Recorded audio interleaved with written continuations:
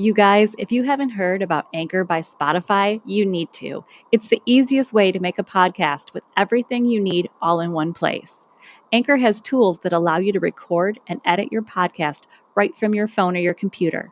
When hosting on Anchor, you can distribute your podcast on listening platforms like Spotify, Apple Podcast, and more. It's everything you need to make a podcast in one place. And best of all, Anchor is totally free. Download the Anchor app or go to anchor.fm to get started.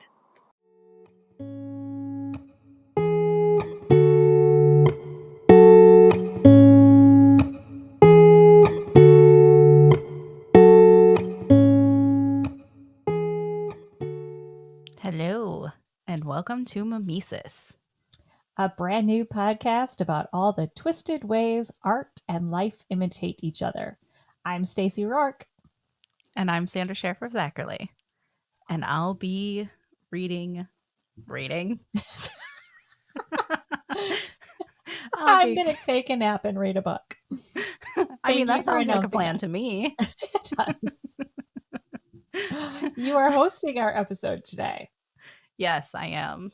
This is our second time of no, not our second episode. A lot of people will see it as just the second episode, but this is our second take of our second episode.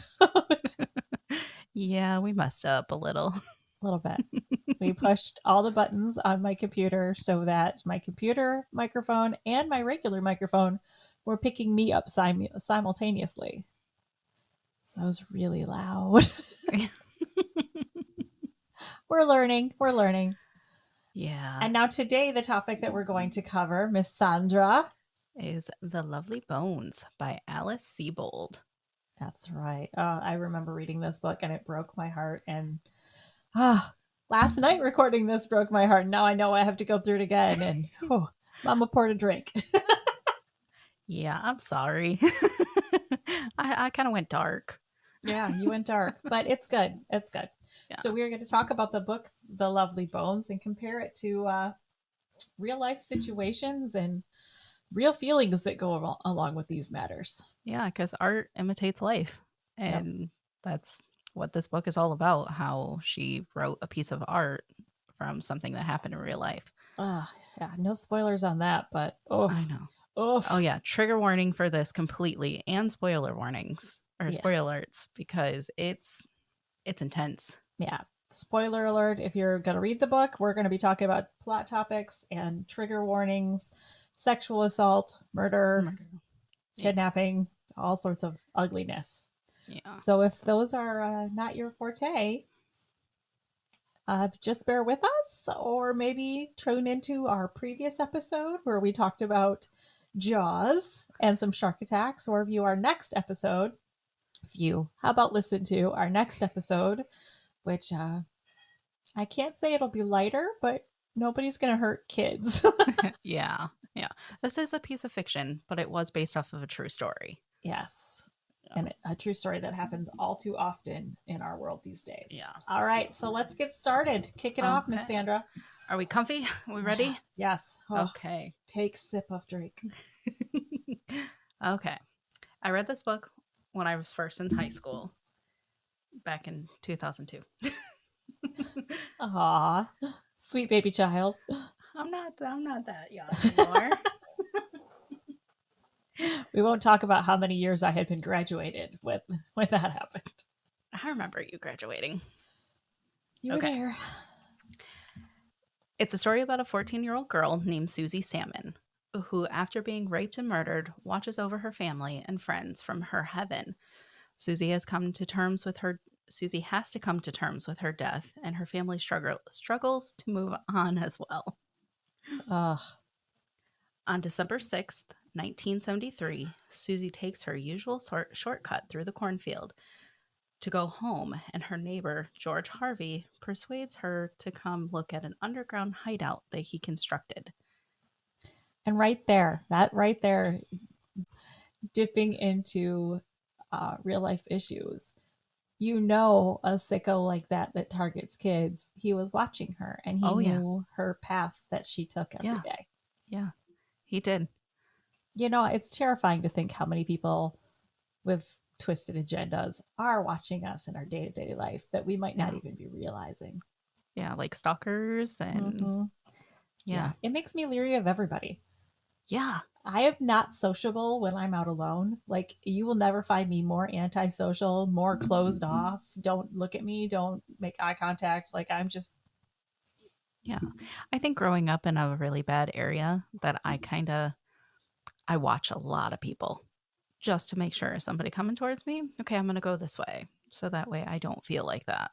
yeah. Yeah. But I mean, when you're young and innocent, you don't really notice that too much. And that's Yeah. where Susie was very innocent. She was. How old was she at this point in the book? 14.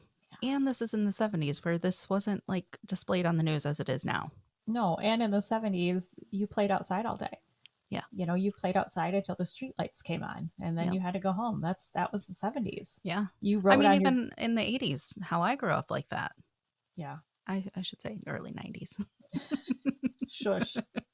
But like my kids, I would never just turn them loose on their bikes and be like, okay, see you at dinner time. No. No, I'm always outside on the porch and they're only allowed to go corner to corner and I can see them fully. Yep, exactly. Yeah. Okay, so Miss Susie has ventured off with this man. Yep. She goes with him. And when they get down into the hideout, it was not very tall. It was only tall enough for her to stand up. And George had to slump over. And when she states that she needs to leave, he proceeds to rape and murder her. Oh. As her spirit leaves her body, she flees to her heaven and runs past Ruth Connor, a classmate, and this somehow connects them. Now, those two, they weren't very close friends, right? They just grew up like in the same circles. Yeah. Yeah.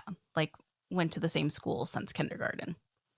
Which makes sense in a real world situation because they weren't really friends, but seeing a tragedy like this happen to somebody you're so close to does affect you in a very big way. So I think that part in the book is a very big metaphor for how you can become connected to somebody that you didn't even really know that well just by tragedy. How did he lure her into that cabin? What did he... Her interest in how did he create this hideout that's underground? Oh, no. And said that he made it for all the kids in the neighborhood. Oh, Susie, honey. Yeah. No. Nope. Grown-ups never need your help or anything. No. An adult will never ask you, a little kid, for anything. Susie shares her heaven with another girl named Holly. It's not stated how Holly has died, but they share a home in heaven. She showed up on the third day. Everyone had a version of their own heaven, but if they aligned, it fits together, and that's how they see other people who have died. Now, is there a chance that Holly also endured some kind of tragic death? Is that hinted at all? No, it's just says Holly showed up on the third day and they shared a duplex. That's all it says. All right. I mean, we can assume that maybe, but it's not implied. It's not implied at all, which then you want to kind of think, oh yeah, that she just died, which is never easy for a child. Yeah. There's no good way for a child to die. Doesn't matter. Oh, this one's heavy. Yeah, a little bit. Susie's family doesn't want to believe that she is dead. They only start to believe when the neighbor's dog finds Susie's elbow. Ray becomes the first suspect in Susie's death / disappearance. Her parents are very hopeful that she will be found. Now, who was Ray? Ray is one of Susie's classmates, and he has a crush on Susie. Okay, so they think that something nefarious happened because he had a crush on this little girl. Yeah. Well, she had a crush on him too. Okay. But they know he wasn't the killer because he was at a conference with 45 other people, including his father. Okay. His dad was a professor and he was talking in front of a bunch of people. So there was no way that he could be. No way. So why did they think that he was guilty? Why did they point fingers at him? Because they found a love poem that he wrote to Susie tucked in one of her, he had tucked it into her book, but somehow it like fell out when Harvey was moving everything. So they Did they found it in find the that area. with her elbow? No, this was after they found her elbow and like was combing through the area. Okay, they found the poem somewhere Yeah. on the grounds afterwards. Yeah. It was like carried off and like blew away. So they didn't know exactly where the area was just yet. Okay. But that makes sense because in a lot of cases that someone is murdered or goes missing, they always look to, who they're dating or their spouse or somebody like that. They usually look at those people first. So Yeah. that makes sense. Yeah. It's tragic, but it makes sense. Yeah. It's like what they say, like 9 times out of 10, when a wife dies, it's always the husband. Yeah. Like, Which is horrible, but yeah. yeah. Okay, so they think he did it, but not for long. Right. So Susie had to break through from her heaven and showed her face to her dad in the smashed glass in the den. So in his den, he had all these mini ships that him and Susie built together. And so he found out about Susie's elbow, went up there and just smashed everything. Which is such a raw human reaction. Yes. Because it's something that reminds him of her. And you have to think that he's going to regret that because that was something that they shared together. But in that moment, it's just such a raw emotion that you can understand somebody lashing out like that. Yeah, like instead of like just idolizing it, he smashed it, and then you don't have that afterwards. Exactly. Once you clean everything up. Oh, and then to see her face in the shattered glass after he broke it, that makes it even worse. Yes. But you also think of after you lose someone close to you, how you see their face everywhere for a while. Everywhere. Yeah. And little things. Yeah. Like, I think that I see my dad in butterflies. Aww. This is such a rough episode. Uh-huh. Brings up a lot of emotions and It feelings. does, because it has to do with loss, and that's such a painful thing. Yes. It is. Yeah. It really is. And there's so many different ways to lose people too. It's never easy, no matter how someone exits your life. It's never easy. Even when you're kind of suspecting it, it's never easy. Yeah. Yeah. Okay, moving on in this gut-wrenching topic today. So the next time that she tries to show herself to her dad is when her dad is helping Harvey in his backyard construct a bridal tent. The bridal tent was a new idea that he had, like the hideout he made in the cornfield. Yeah. Jack started to wonder if anyone talked to Harvey and where he was the night Susie disappeared. After that, the police talked to Harvey and they found him odd, but didn't believe to be a suspect. What did they describe much of what the bridal tent was or what it looked like, or? It was an idea that he had that he wanted to construct this. They go over how they built it, like what they used, and like why he did, and that's where the Jack started to think that it was Harvey because he made one little slip and said that his wife Sophia, when he had told the cops that his wife's name was Leah, who had passed away. One little thing. Mm-hmm. And the fact that her dad was helping with this thing and knowing what his plans were for it. Ick. Yeah. Ick. Well, her dad didn't know. Like that's what I'm saying. It's like later on he would know. Down the road he'd be like, oh, that's what he intended to do with that, and I was going to help him. Yeah. Because he wanted to build something to find out if it would work. And what better way to say, oh, I'm building this for my widowed life. That I always made this before. Like, but I just had it in the basement. I wanted to make it bigger this year. Gross. Mm-hmm. Gross. Ugh. Okay. I'm going to need a shower when this episode's over. Yeah, he's icky. Yeah. After Susie's death, Ray and Ruth become friends.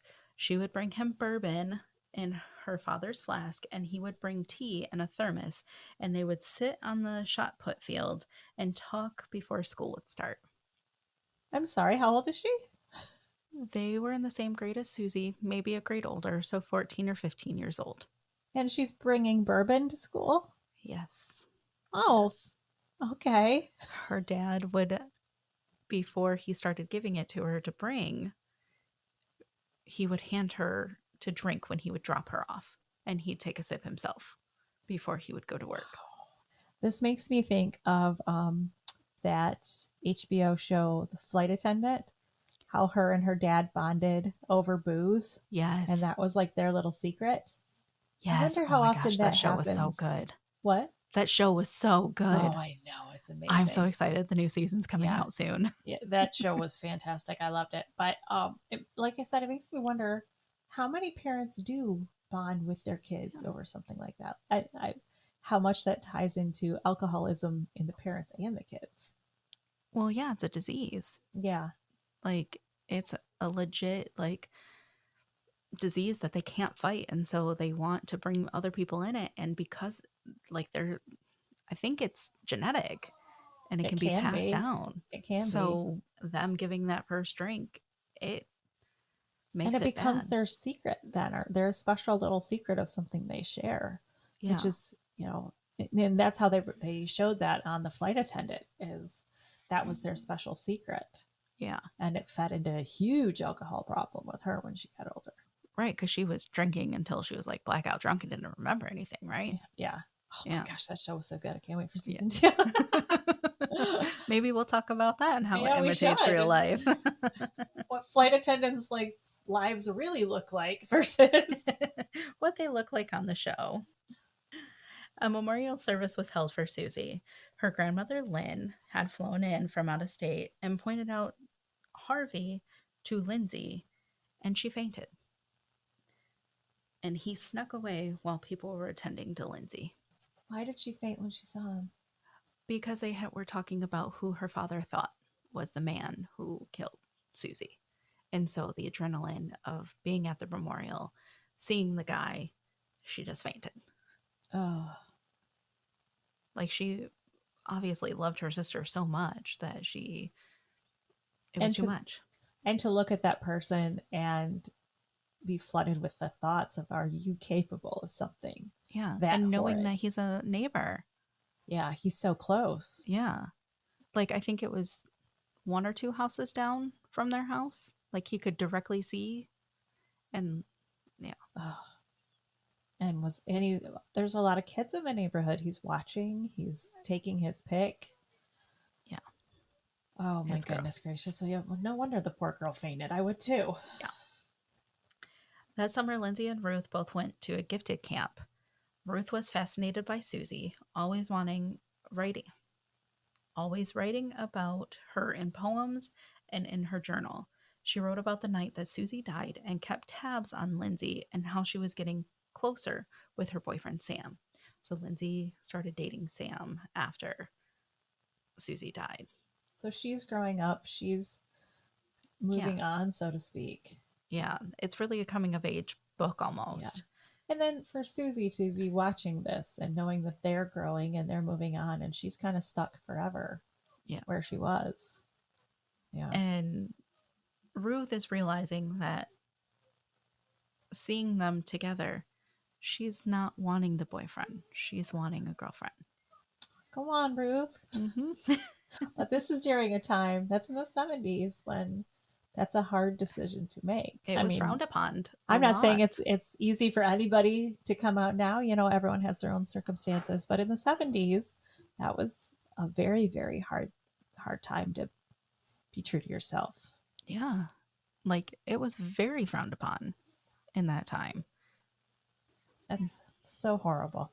Yeah. See, if Ruth was in this time period, she could have gone to parades and owned her own truth and experienced love and not been ridiculed for it. Yeah, she was the odd child, so they made fun of her for many things, and so she didn't want to come out because of that. Yeah. So her and Ray had made a pact that they were going to kiss and pretend to be... Oh. Yeah. Just to pretend to be something they're not. Oh, yeah. This is... Because he was still in love with Susie. Yeah. And she just wanted to kind of fit in. Yeah. Yeah. He was basically her beard for a little while. Yeah. That's Yep. that was nice of him. Good for you. To keep the suspicion off of himself, Harvey set many alarms to keep his pattern undetectable. One alarm was to tell him to open the blinds, to turn the lights on and off, and he also counted his trinkets that he took from others. Okay, we're going to get to the trinkets in just a minute, but when you're such a freak that you have to set timers in your life to do regular everyday things like, open the blinds, turn on the lights, maybe put on pants. Like if you need alarms for just the basics, where's your head at, friend? It's not in a good spot. No, you're not No. in a good place. No. He's almost psycho. Okay, so here's a question I'm so afraid to ask. What are the trinkets? Are these like tchotchkes he collects, like Precious Moments dolls? Because that'd be great. No, not like that. No. These are things that he kept from the victims of his murders. Okay, what are they? Go ahead.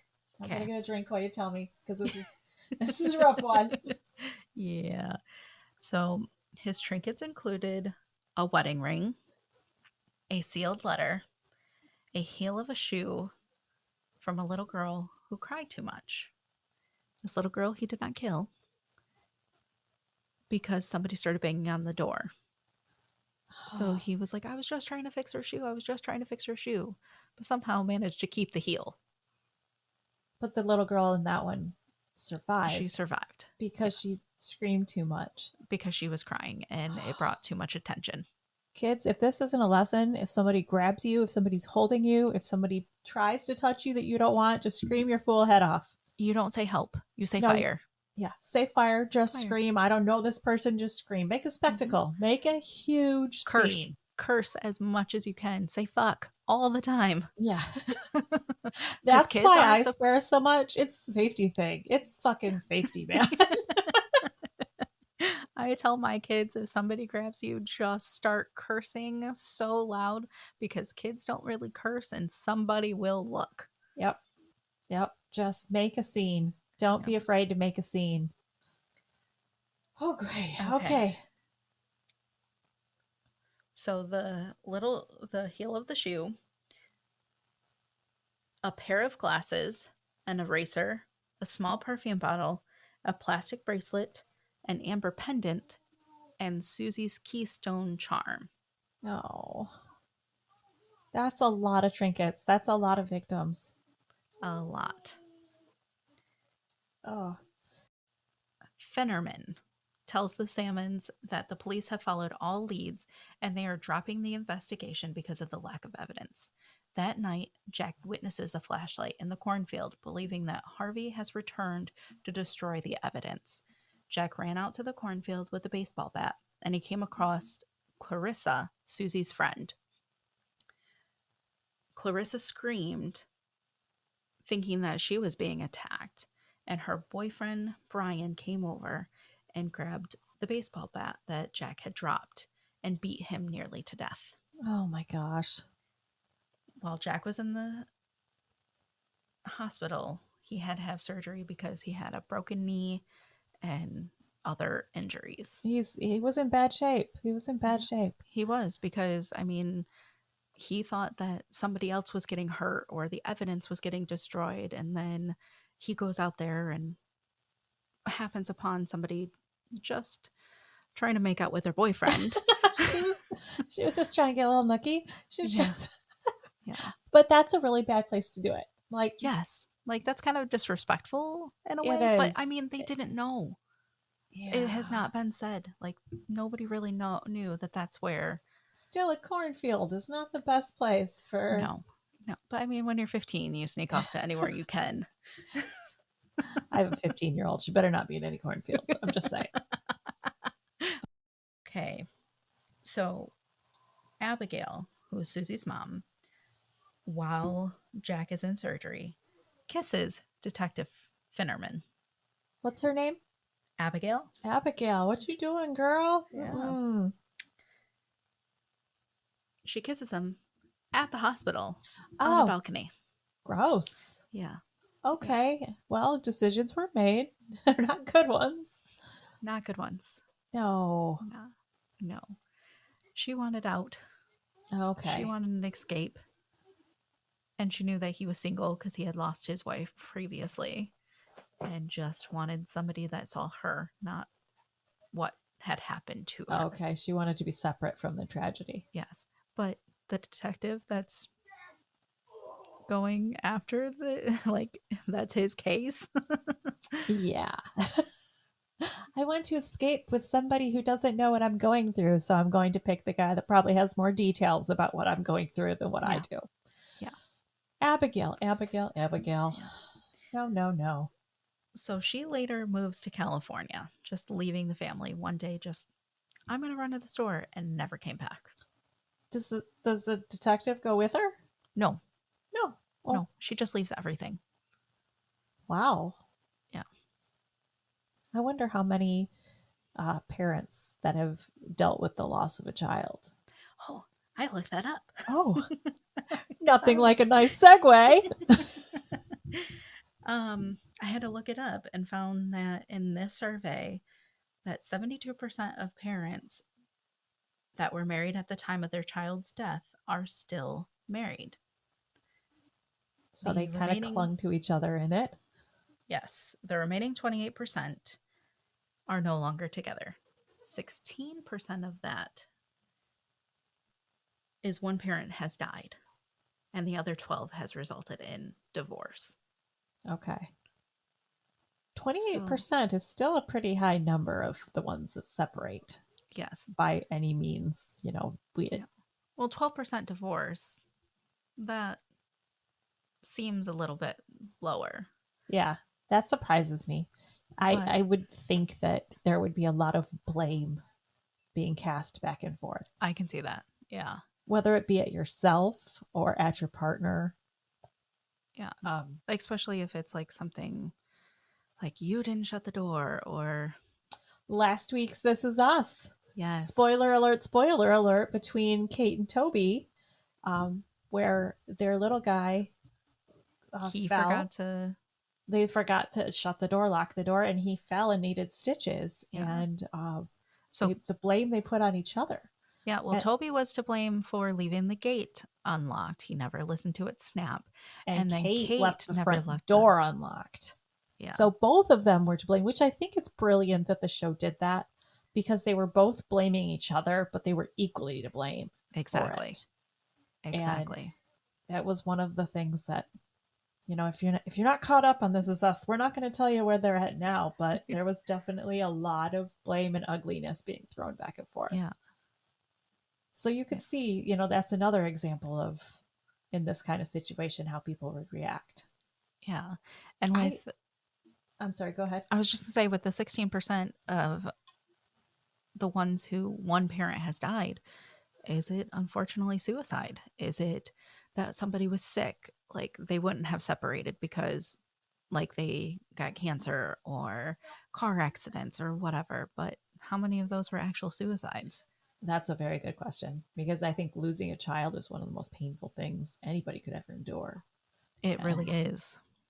That's a very good question. That might be something, if anyone listening has any input on that, by all means, get in touch with us, because I think there has to be something connected to that. You blame yourself, and how far does it go if you don't get the help you need, blaming yourself for that child's death? Yeah. Not that suicide is never the answer. Get the help you need. There is no shame in getting help, but I'm wondering how many times that people haven't in those kind of situations. Yeah. There's always suicide prevention lines. You can always call anybody. Heck, get a hold of us. We'll talk to you. We'll talk you down. Yep. And that's where we need to insert. Exactly. This is how you get a hold of us. We just don't have it quite yet. You can get a hold of us at the Mimesis Podcast at gmail.com.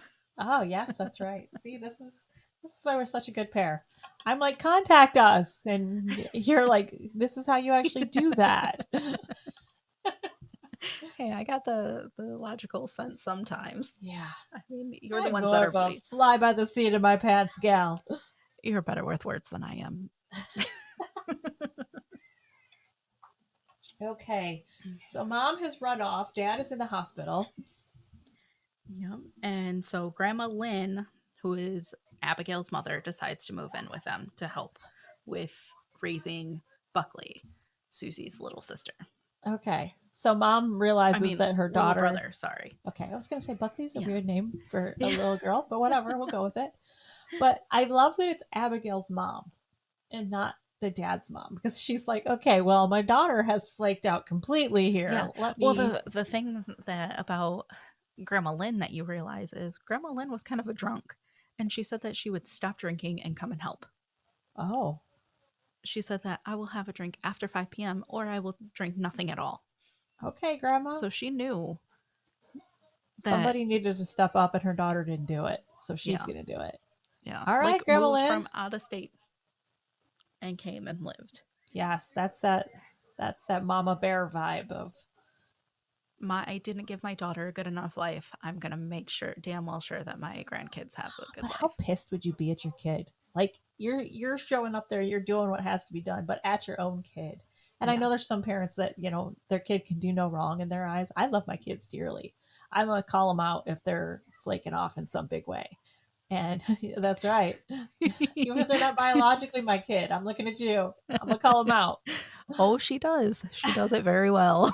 So if I'm having to step up, there's gonna be words. I'm gonna do what has to be done here, but what are you doing? Yeah. At what point are you gonna get your head out of your ass and come help? Yeah. This fires me up. I'm glad you were there to help me. Yes, always. I learned. I got You my head did. on my butt. You removed your head from your anus. Very good. I'm very proud of you.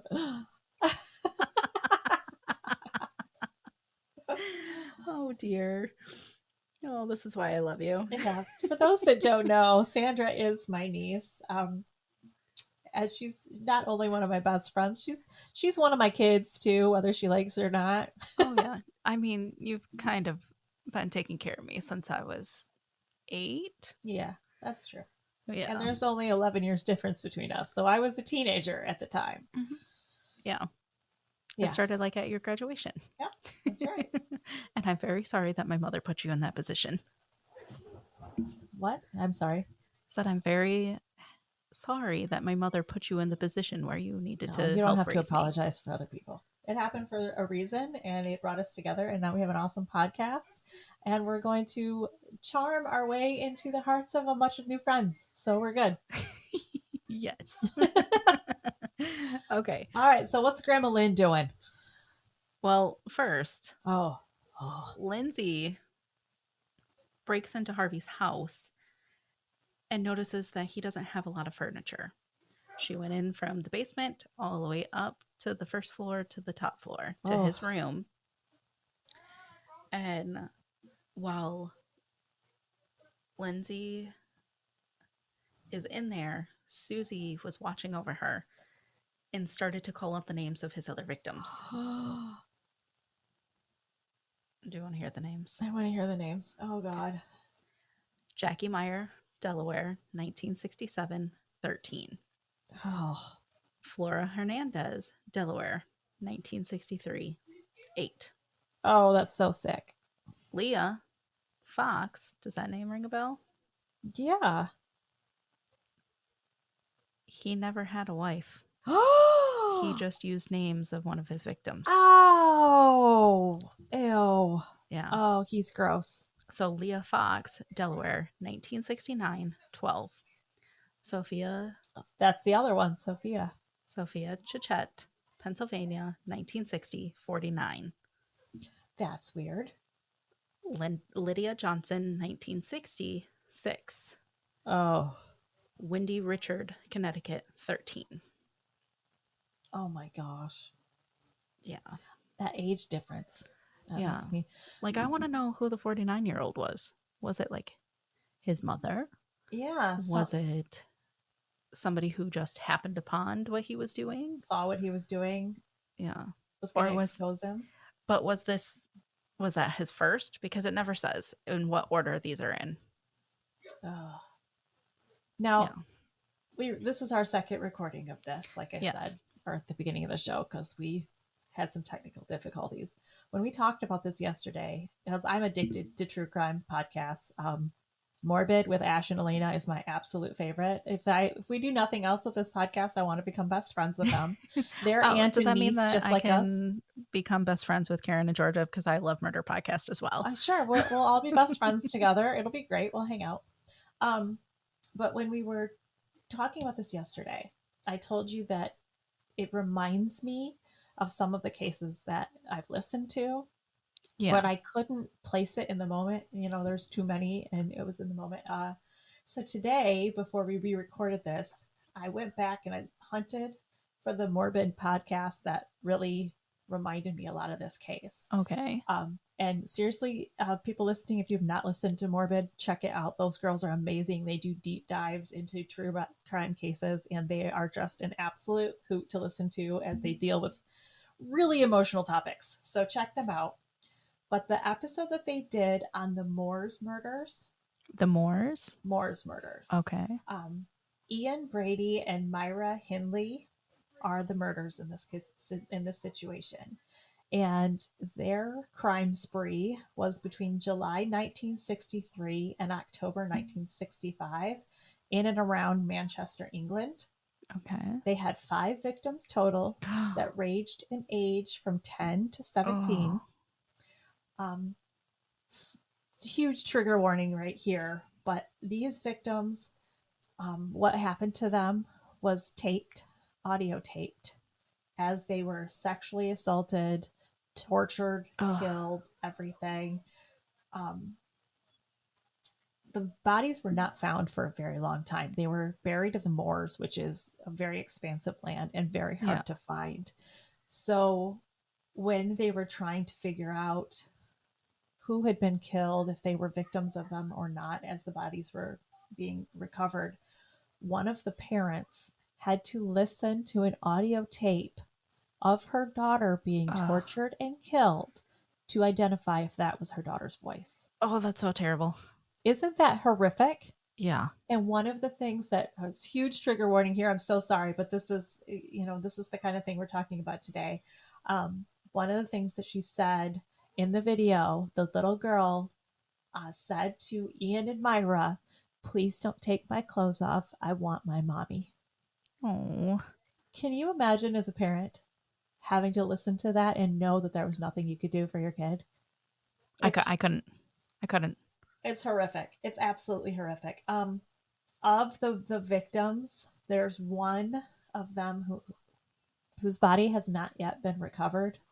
The search is ongoing for all of them, but I'm not sure if Ian and Myra are still alive. I don't think they are, but up until the end, they would not say where that last body was. They wouldn't grant that family the mercy of being able to lay their child to rest. That's terrible. Yeah.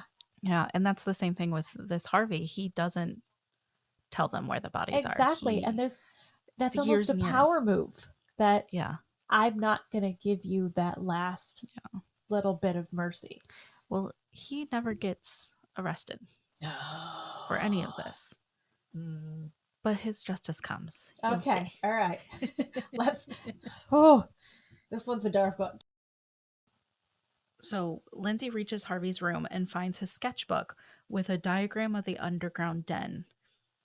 She's forced to grab the picture and jump out the window because Harvey returned unexpectedly.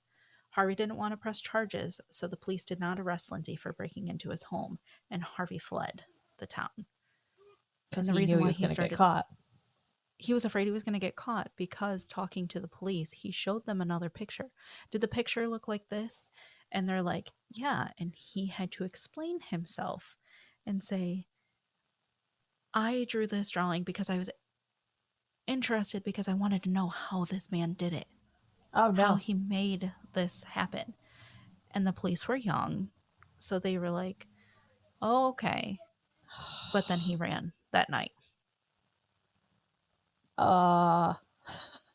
Okay, must remind myself they are not real police officers. No, this is totally work of fiction. Total work of fiction. Okay, all right. Yeah. On the 1-year anniversary of her death, the neighborhood came together to hold a memorial for Susie. It was not planned, it just happened, and everyone thought of Susie and came together. Oh, that again makes me think of the Oxford Yeah. shootings and how everyone came together in the midst of Everyone. that. Yeah. Didn't one of the football teams, Michigan's football teams, wear the number Yes. of the Yes. boy that was killed in that? Yes, they did. I think it was number 42. Yeah. Something like that. Oh, I can't remember what team it was, but I remember seeing that. It was Michigan. Okay. Not Michigan State, but Michigan. University of Michigan. I know you're a state fan over there, and I'm a Michigan fan. But I do believe that state did as Michigan, well. your team didn't do anything like that. I need you to know. No, I do think. Listen, I'm not a Michigan State girl anymore. I'm now a Florida girl, so I got to support the Florida teams. Or what am I wearing right now? Florida Gators. No, I do think that Michigan State did something as well. Probably. Yeah. Everybody came together in that. So it makes sense. You see that the vigils happen in real life, and when someone passes away, they have the shrine with the flowers and the teddy bears and everything are left. Yeah. In the summer of 1975, Abigail left Jack with Lindsay and Buckley. Their neighbors would leave food on their porch because they would feel bad that Abigail had left. And again, Grandma Lynn came to help take care of the two kids. The food they left was some sort of casserole. Absolutely. Like tuna noodle casserole, tater tot casserole. Like we could go on of how many casseroles. Or always a casserole. Or it was like that like fluff stuff. Ambrosia salad. Oh yeah. Mm-hmm. Anything Jell-O. That was big. It always comes in some sort of big container. Yes. Yeah. You could just get that back to me whenever you. Yeah. Listen, I've got other stuff going on. I'm not going to return your casserole dish anytime soon. No. So evidence was found linking Harvey to the death of Susie. They found the bones in the crawl space of Harvey's house from the animals that went missing in town. So not her bones. Not her bones. So when he was first a suspect, there was missing animals that had gone missing, and he blamed it on a kid. Mm-hmm. There he's like, I can't remember the kid's name, but he's just like, yeah, that boy, he's weird. He's the one who's making all the animals go missing. But it was really Harvey. And he would go down in the basement on one of his timers and sit in there and look through the crawl space and look at all the bones. All the lovely bones. Gross. This man is gross. He's gross. And disturbed. Very disturbed. Yeah. That makes me think of John Wayne Gacy. That he buried so many bodies under his house. Yes. That he was having a hard time like hiding the smell, because how could you? And they were burying him like yeah, exactly. Yeah. It makes me think of anytime I hear anything about somebody burying a body under their crawl space, it makes me think of him, because the fact that he thought he could cover that smell. Oh. Let's have a barbecue. That'll cover it. Oh no. No. So from that they go searching the cornfield again and find a Coke bottle that has Harvey's and Susie's fingerprints on it. Okay, so they know they were together. Yes. They could not find George Harvey because that was not truly his real identity. It wasn't his real name. No. He used that name. Yep. In 1981, Lynn Fernerman got a call from another detective in Delaware where a murder in Wilmington had been connected to a girl's body found in 1976 in Connecticut, and painstakingly traced the Keystone Charm back to Susie's murder. Oh. So as he was dumping this body of this other girl, hoping that she wouldn't be found, he accidentally dropped Susie's keychain. Now, is Susie still watching all of this? Yes. Susie is still watching from her heaven. So she knows that she was unable to stop somebody else from being killed by this man. Yeah. That's rough. So 8 years later, Lindsay and her boyfriend, Sam, get engaged. Ah, And mazel tov. after finishing college, they find an old house in the woods owned by a classmate's father and decide to fix it up and live there. Sometime after the celebration, Jack suffers a heart attack, and Abigail returns to from California. And Buckley is really bitter with his mother. Well, yeah. You left. In the hardest time of our lives, you left. Yeah. Yeah. Left us to be on our own, to do everything on our own. You go ahead and stay gone at this point. Yep. Stay gone. Yep. Harvey returns to Norristown, and it's more developed and explores this old neighborhood and notices the school is being expanded on into the cornfield where he murdered Susie. He drives by the sinkhole where he had dropped Susie's body. He put her into a metal safe and dropped her body into the thing, paying $20 to the people who live there. Oh. Yeah. So they have no idea that this girl's body is somewhere on their property. Yeah. No idea. Well, in the sinkhole. Mm-hmm. Like under probably refrigerators at this point, because they would just dump things like that into these holes back then. Kind of like you just go to your neighborhood dump to drop something Yeah. off. You pay a certain amount when you drive in, and Yep. And that was her final resting place. Yes. And this kind of goes in a weird direction here. Okay. That I didn't like. So Ruth and Ray are there. And Ruth senses the woman Harvey has killed and is physically overcome.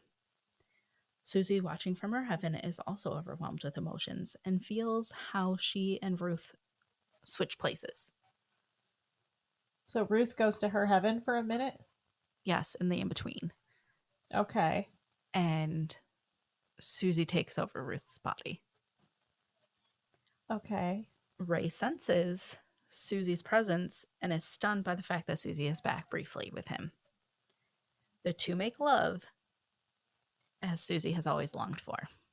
I have so many problems with that. Yeah. So you took somebody else's body without their consent, even though you were killed for somebody doing something to you without your consent. And there's no other way to say it. This girl was raped. She was raped. Yes. And I don't understand how Alice Sebold as an author could write that, knowing that, because she herself was raped in real life. Oh. Maybe she wanted it to seem like a sweet, happily ever after, that they get this one last moment together. But as a reader, as someone who why couldn't it have been a sweet kiss goodbye? Right. Like, I can justify a sweet kiss goodbye. I can't justify using somebody else's body for sex when she had no say over her own body at that point. Exactly. She's sitting in the between. She's probably watching like, what the fuck are you doing? Get off. Yeah. Get like, off and me. I think that's why she maybe wrote it, that they had kissed and were friends like that, and boyfriend girlfriend when they were pretending, when they were in junior high. But there's a difference. That she doesn't like boys. She wouldn't have consented to that. Yeah. And I'm not saying anything bad about the author. The book is beautifully written. I love all the adaptations that they've done of it. It's wonderful, but maybe a sweet kiss goodbye instead of making it about sex, considering how she died. Right. Like, why did Susie want that in the first place? Yeah. That seems like her last experience with someone of the male persuasion would have made her a little timid towards that. Yeah. Okay. All right. So Susie moves on to a larger part of heaven when she gets back to her heaven. Okay. But occasionally watches over Earth and its events. So Lindsay and Samuel got married, had a daughter, and named her Abigail Suzanne. Again, I don't know why she would have picked her mother's name, knowing her mother left. Maybe just name her Susan. Yeah. So she also watches Harvey while stalking a young woman in New Hampshire.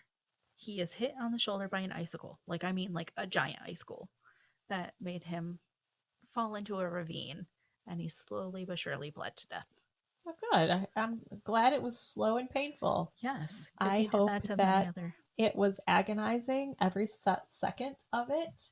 And his pants were wet and cold. And you know that feeling when your legs get all prickly from the Oh cold? yeah, And because nobody could find his body because it was snowing. yeah, So he got covered with snow, and nobody will find him until after it melts. yep. I hope he stayed conscious for a long portion of that. I really do. I hope Yeah. it was very, Maybe very his painful. toes froze and they broke off. Yeah. Oh, yeah. His toes broke off. The pain that he used against people, I Yeah. hope that snapped right off. You don't need that. Yeah. You use it Nope. as a weapon. Hope that cracks right off.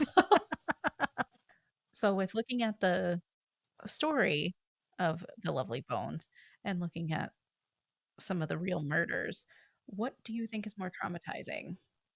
The actual murders or the fiction book? I, okay, there's two sides of my brain on this. There's the one as an author who thinks when you write a story like this, all of your readers experience the trauma. That being said, as a mother, I don't think there's anything on the planet that can match up to the trauma of losing a child, especially by means as graphic and as gory and as horrific as this. So, from the art standpoint, very traumatizing. From real life, I don't think it can compare. That's the worst. That's the biggest nightmare ever. Yeah, I agree fully. Yeah. Yeah. But we want to hear from all of you at home. What do you think? Yeah.